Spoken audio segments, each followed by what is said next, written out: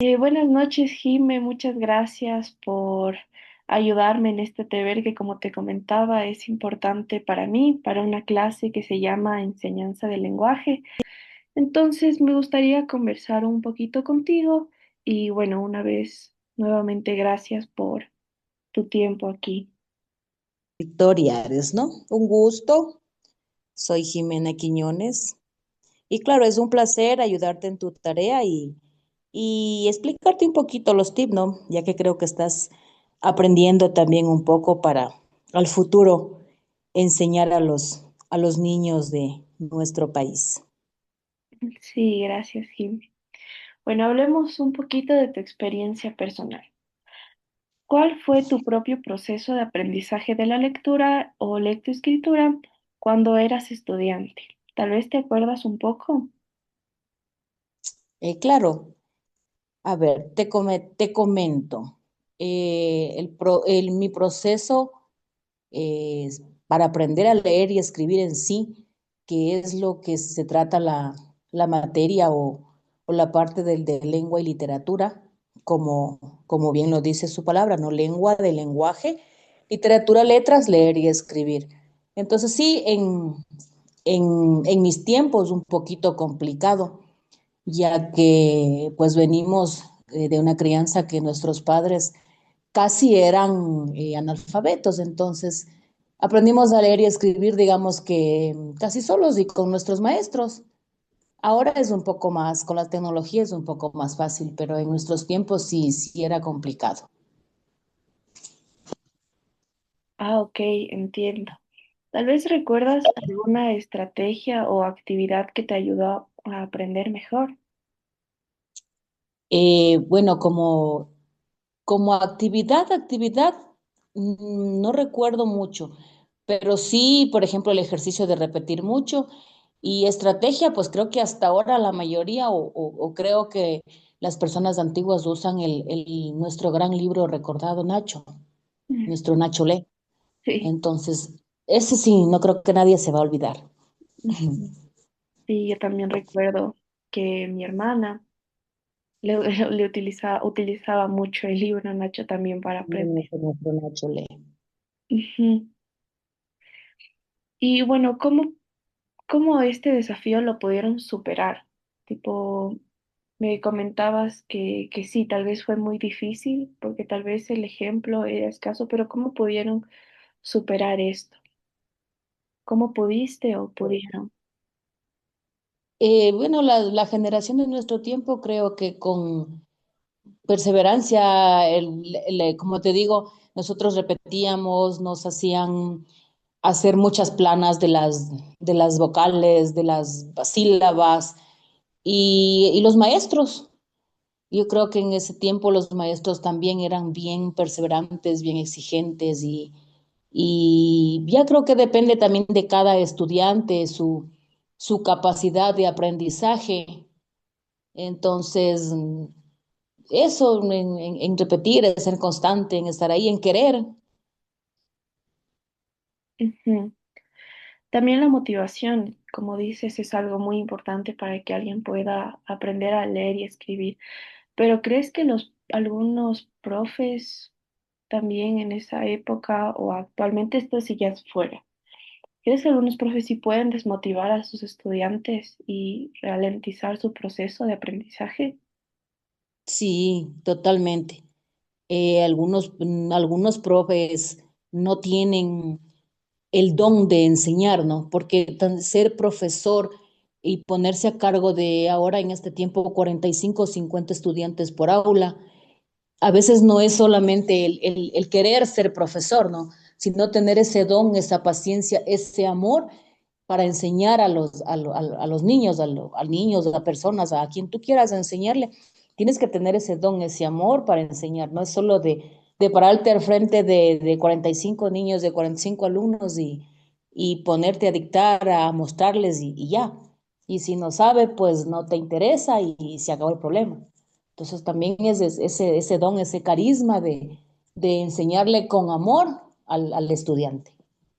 Porque si no lo desmotivas, si te estás con tu mal genio, no tienes paciencia, o eres déspota, bueno, tantas formas que hay ahora de discriminar o de desmotivar a los niños que no aprenden y la mayoría le coge hasta miedo a la materia, o sea, no te aprenden, no te quieren leer, no te quieren escribir, hasta la letra del miedo le sale fea, entonces sí tienes que como docente tener más que todo la paciencia y el don de enseñar. Totalmente de acuerdo, Jimmy. Y sí, y regresando un poco a este concepto de alfabetización o aprender a leer, desde tu experiencia como profe, ¿cómo definirías la palabra alfabetización? Alfabetización. Bueno, la palabra alfabetizar es utilizada más para las personas eh, que ya tienen una edad avanzada y aún no saben leer ni escribir, ¿no? Especialmente, también tuve una experiencia que trabajé en educación para adultos. Entonces, a un joven de 15, 16 años que todavía no sabe leer y escribir, se usa la palabra alfabetizar, o sea, enseñarle eh, a una edad avanzada es, ¿cómo sería la palabra para definirla y no irnos mucho a la teoría, ¿no? Sino, eh, es como nivelarlo, ¿no? Para ponerlo al ritmo de que sepa leer y escribir acorde a su edad. En ese caso, alfabetizar no es lo mismo que enseñar a un niño a leer y a escribir a su edad, eh, que debe ser, ¿no? Porque enseñarle a leer y escribir a un niño, tú le enseñas a leer y escribir a los 4 o 5 años, pero alfabetizar ya es 16 de 17 años en adelante. Ah, ya, perfecto. Eh, Tal vez crees que este concepto de alfabetización solo significa aprender a leer y escribir o tal vez implica algo más. No, alfabetizar no solo es enseñarle al adulto a leer y a escribir, también le enseñas a contar, le enseñas aptitudes, eh, le enseñas costumbres, le enseñas, o sea, en sí, todo lo que no sabe, porque si tú no sabes leer, en sí, si tú no sabes leer y escribir, estás en la ignorancia, como se dice, ¿no? Porque ignorante es no saber. Entonces, a veces sabes cosas porque las escuchas, pero si no lees, si no escribes, no entiendes. Entonces, alfabetizar es un conjunto de enseñanzas, aparte de leer y escribir, contar, de dibujar, costumbres, eh, eh, bueno, sin fin de cosas, ¿no? Aptitudes, normas, responsabilidades. Al momento que te pones a alfabetizar a alguien, tienes que enseñarle todo. Ujú. Sí, exactamente. Y sí, literal, me respondiste la siguiente pregunta, que era, ¿qué habilidades consideras fundamentales dentro de la alfabetización? Que bueno, me acabas de decir y totalmente de acuerdo. Ujú. Entonces, bueno, continuemos. Eh, ¿Cómo enseñas a tus estudiantes a comenzar a leer cuando recién están iniciando este proceso? Me comentaste que bueno, ahorita trabajas con niños de cuarto de básica, pero bueno, sí, también me interesa esto de cómo también dijiste que trabajaste con gente de la Adultos, ajá. tercera edad. Ah, ok. Y bueno, también me Educación para parece muy interesante. Sí, también me gustaría hablar de ellos. Bueno, ¿cómo enseñas a tus estudiantes a comenzar este proceso de leer cuando están iniciando el proceso? Bueno, sí, en mi caso, soy una persona no me baso mucho a la teoría, ¿no? A como te lo enseña la academia, como te lo enseña la U, es la teoría. Entonces, más me baso en la práctica y siempre he utilizado la estrategia personalizada, porque hay estudiantes que son bien observadores, te aprenden mirando, otros estudiantes te aprenden escuchando, otros dibujando. Entonces, usando todas las estrategias de acuerdo al estudiante en sí, que digamos que está más atrasado, digámoslo así, ¿no?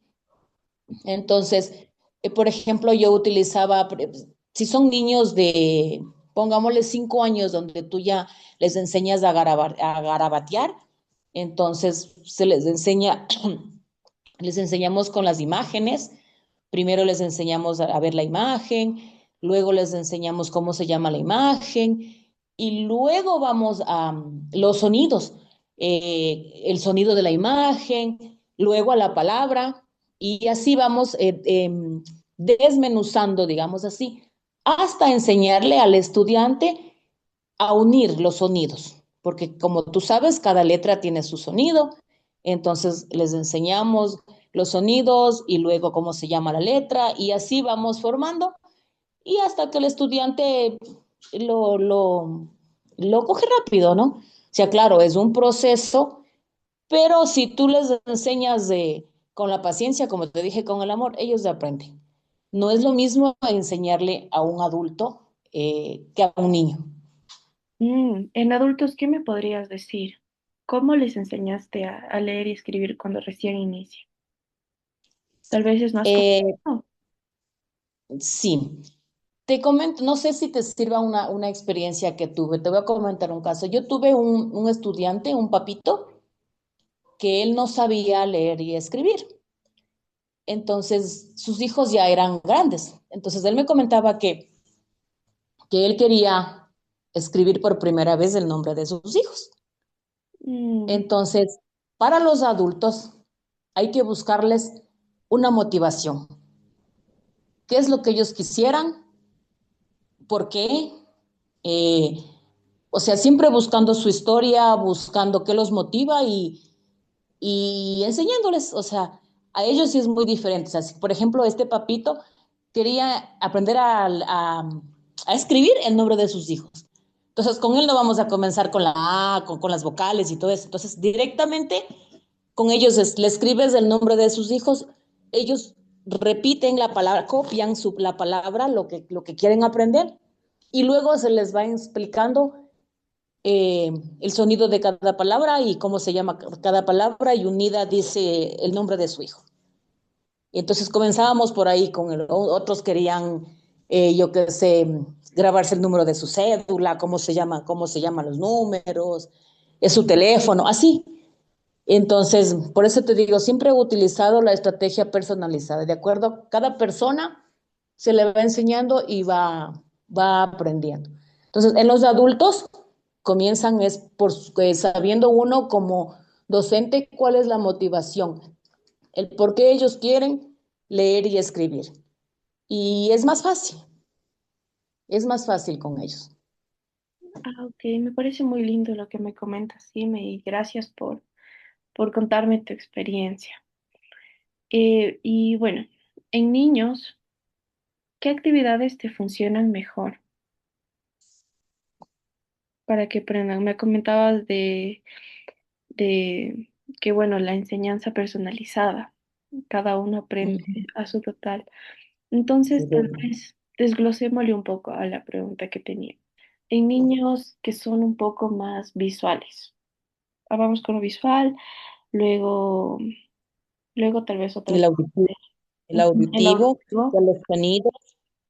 Ujú. Bueno, eh, actividades. Claro, con los niños comenzamos siempre con imágenes, o sea, enseñándoles, digamos que aquí esta es una casa, la casa es para vivir y si la casa no tiene un sonido, uno le ponemos el sonido a la casa y al final, pues casa se escribe así. Luego le vas explicando el sonido de cada letra que integra la palabra casa. Pero como tú sabes, con los niños primero se comienza con las vocales, luego el abecedario y luego la sílaba. Y entonces, pero siempre con figuras, con imágenes. Perfecto. Sí, muchas gracias, Henry.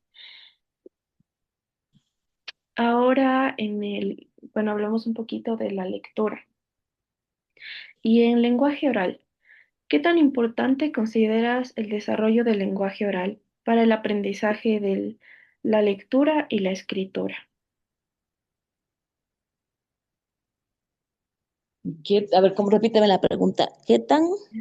Sí, perdón.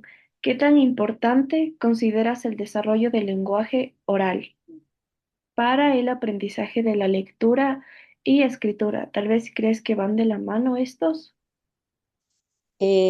Yo creo que el lenguaje oral es más, o sea, el lenguaje oral y escrito son importantes, pero el lenguaje oral para mí va primero, porque como hablas, escribes.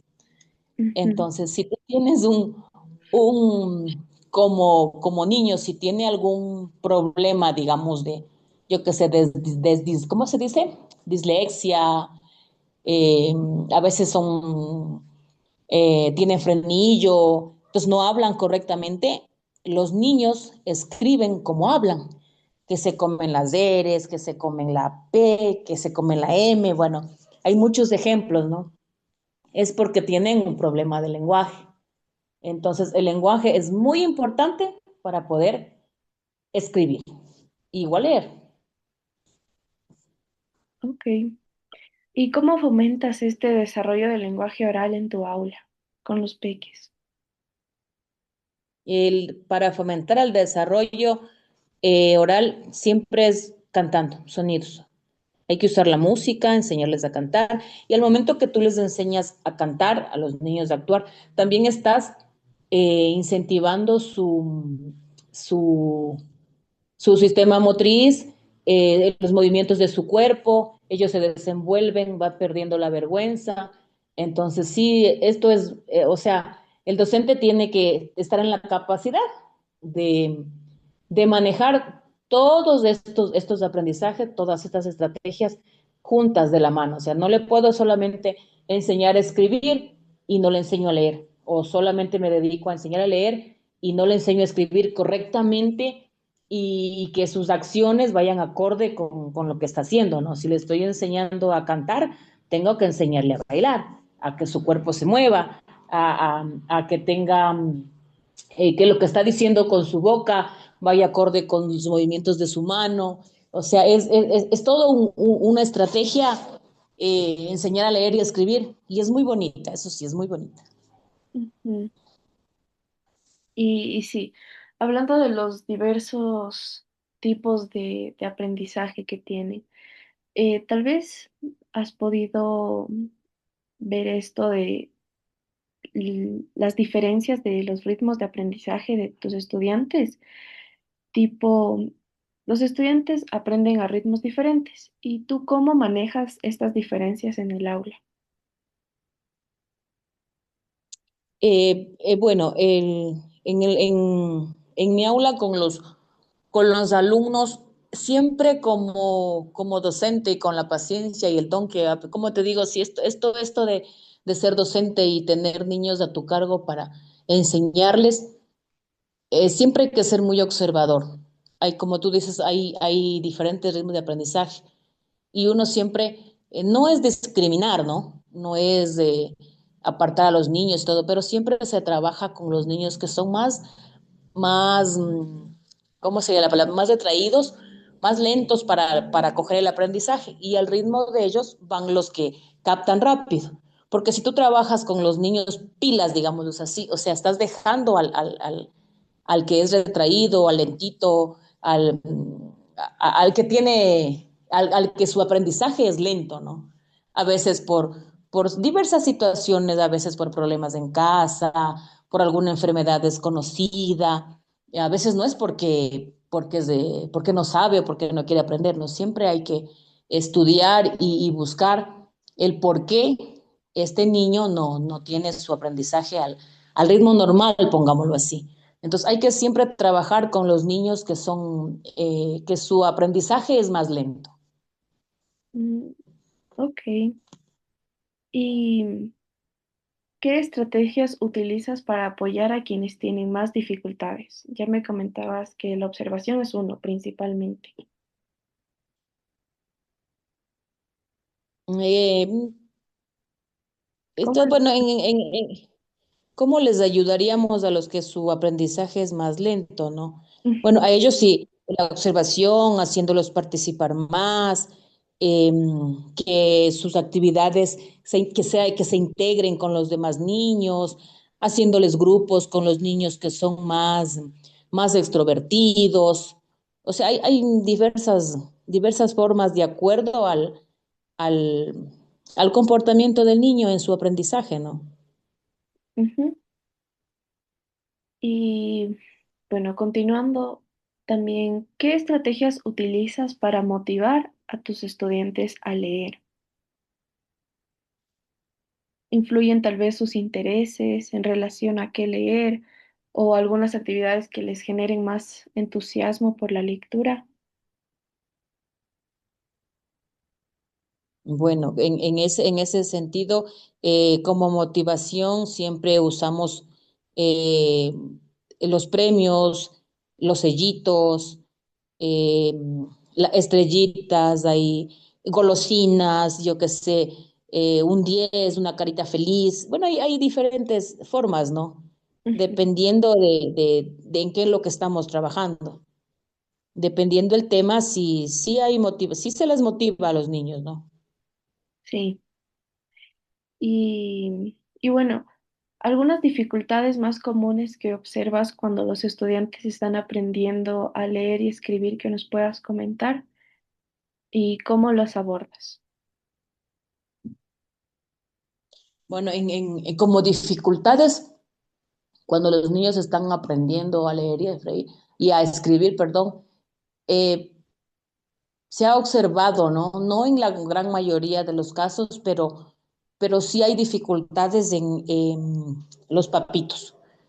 Los Ujú, papitos, si no se integran, como se dice en educación, los tres pilares es la escuela, la casa, los profesores, o sea, el entorno, los profesores, los papás, tenemos que estar todos en equipo, el estudiante, papá y los profesores, ¿no es cierto? Entonces, si el ujú. estudiante quiere aprender, el profesor le quiere enseñar, pero los padres no colaboran, entonces, eso sí es una traba bien grande porque a veces tú le enseñas al niño de una forma y la mamá o el papá en casa le quieren enseñar de otra forma. Es que no es así, es que esto es así. Y el niño viene al aula con que es que mi mami dijo, es que mi papi dijo. Entonces, los padres, a ver, en este, mm, en esta etapa, cuando los niños están aprendiendo a leer y escribir, antes de, hay que también preparar a los padres porque Totalmente. los papás, lo que se ha visto es que la gran traba siempre son los papitos. Si tú les mandas el deber a garabatear o a hacer las palabras o a repetir, a veces tú notas que el niño no hizo el deber, viene hecho del papá o de la mamá, o del hermano, o de cualquier otra persona menos del hijo. Entonces, a veces eso sí es una traba que te lentiza, te, te retrasa, sería la palabra, el aprendizaje del niño.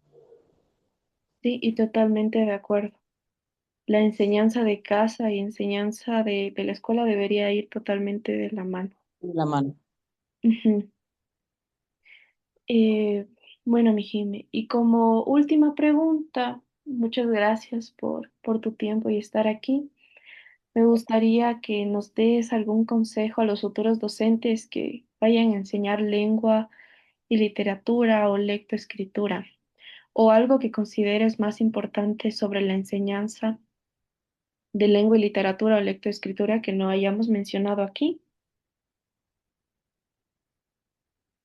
Un consejo, ¿qué sería bueno, como ya, o sea, la palabra paciencia y don de enseñanza es repetitivo, no solamente en lengua y escritura, en todas las materias básicas del tronco común, ¿no? De aprendizaje. Tienes que tener mucha paciencia y sobre todo para enseñar a leer y a escribir, eh, tienes que usar todas las estrategias habidas y por haber, y si no las hay, tienes que tú ingeniártelas. Ahí cabe lo que te dije anteriormente de la enseñanza personalizada. O sea, eh, si no personalizas, digamos, que a toda la institución, por lo menos a tus 40 estudiantes, tú tienes tus propias estrategias. Yo sé que a veces sales de la orden común que te da el Ministerio de Educación, que te dan las leyes y todo la teoría, ¿no? Pero si tu objetivo es enseñarle a tus alumnos a leer y escribir, tú como docente debes de buscar la manera más práctica y más rápida, más divertida para que lo aprendan. Y esos estudiantes no te van a olvidar porque sabes que con ellos aprendiste lo básico, leer y escribir. Sí, totalmente de acuerdo y qué lindas palabras. Jime, gracias por tu tiempo. Y como último, tal vez algo que no hayamos topado que te gustaría hablar estos últimos 5 minutitos. Eh, ¿Qué te podría decir, mi Victoria? Que tal vez estás siguiendo la carrera de educación para niños, pues que afloren los chicos que están siguiendo, las futuras generaciones, eh, que enseñar es como ser, es comparado como ser un médico. A veces dicen en las manos de los médicos está la vida del ser humano, ¿no? Pero en las manos de los docentes, especialmente de la educación básica, está también la vida, porque esa es la base para formar los futuros profesionales. Si tú le enseñas a leer y a escribir correctamente desde pequeños, a ser justos, a ser leales, a ser correctos, desde las aulas, pues vas a tener unos futuros profesionales con ética, ¿no? Ujú. Desde pequeñitos. Pero si como docentes es un docente que dice de déspota, mal genio, no tiene paciencia, les enseña mal, les enseñas por enseñar, o sea, desde ahí al niño le pones una traba y en adelante va a ser un estudiante mediocre, que va a estudiar por estudiar, porque tiene que, Ujú. porque lo obligaron. Entonces, también, o sea, en el docente está también, digamos, la vida también de una persona, ¿no? Está su educación, digamos así. A veces hay docentes que ahora se, ¿cómo sería la palabra para no insultarnos? Ujú. eh, Docentes que decimos, la educación viene de casa, ¿no? Pero la educación de casa, es mi criterio, ¿no? La educación de casa es otro tipo de educación. El respeto, la humildad sí viene de casa, pero la ética, ser correcto, hablar correctamente, pronunciar bien las palabras, saber que esta palabra está bien dicha o está mal dicha, o el significado de cada palabra sale de las aulas. Si tú en la calle, a veces digo, ¿no? Dices malas como hay jóvenes, ¿no? Ahora que les escuchas con unas palabrotas, ¿no? Yo Ujú. digo, tal vez no les enseñaron desde pequeños qué significa lo que están diciendo. Por eso lo dicen comúnmente y natural. Ahora lo escuchas en el bus, en la calle, en el parque, unas palabrotas que dicen. Yo Ujú. digo, a veces lo dicen y no saben ni lo que significa. O sea, alguien educó mal ahí. Sí, Entonces, eso sería mi Vicky. O sea, la docencia es un don y tomar en cuenta que también en tus manos está la vida de los futuros profesionales. sí. Gracias, mi Jime. La verdad, gracias por tu tiempo, gracias por tus palabras, por tus anécdotas. Te agradezco mucho porque así puedo continuar con este trabajo que te comentaba. Una linda noche y ya estamos en contacto. Te Ya, agradezco. mi Vicky, estamos para ayudarte, para servir. Y cuando quieras, pues, si te puedo ayudar, si está en mis manos, con gusto. Gracias. Chao, chao. Chao, chao.